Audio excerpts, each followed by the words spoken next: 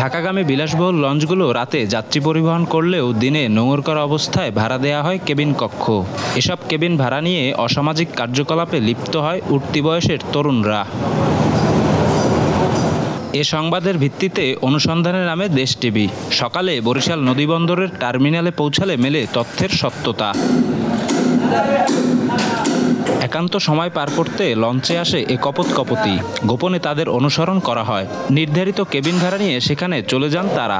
কিছুক্ষণ পর বদ্ধ কেবিনের দরজায় কড়া নাড়লে ভিতরে পাওয়া যায় প্রাণের অস্তিত্ব, কিন্তু ওপাশ থেকে পরিচয় পেয়ে দরজা আটকে রাখা হয়।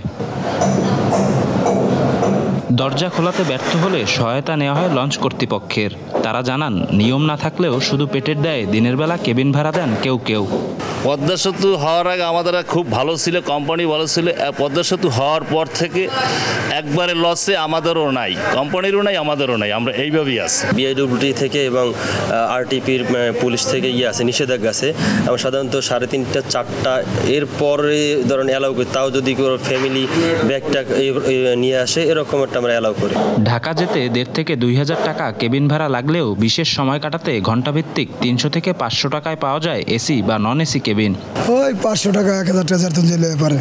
ছাত্র আছে, ছাত্রীও আছে, আবার এলাকার লোকও আছে, আবার মুরব্বীরা আছে। কেউ ঘন্টায় নিলে ঘন্টায় নেয়, কেউ আছে দিনের জন্য আর দিনে আবার বিকেলবেলা নাইমা যায়। এ ধরনের কার্যকলাপ বন্ধে তৎপরতার কথা জানান এই পুলিশ কর্মকর্তা। আপনার কাছ থেকে আমি জানলাম, আমরা পদক্ষেপ গ্রহণ করব যেটা করতে না পারে। নোঙর করা লঞ্চে অসামাজিক কার্যকলাপে জড়িত অপরাধে চলতি বছরে এ পর্যন্ত 9 জনকে গ্রেপ্তার করে পুলিশ। শফিক মুন্সি, দেশ টিভি, বরিশাল।